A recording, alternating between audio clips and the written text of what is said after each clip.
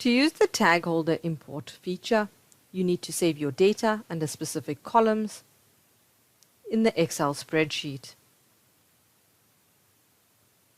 Then navigate to the Access Portal server under the Tools tab and browse and select your Excel spreadsheet.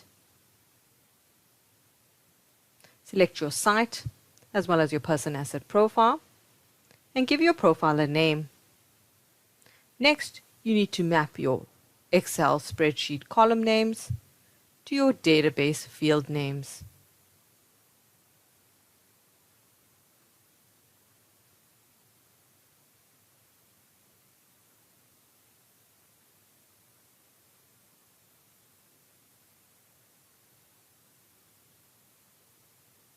Then save your profile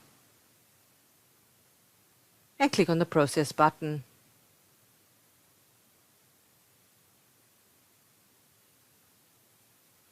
Now you'll see in your Tagholder screen, your tag holders have been successfully imported.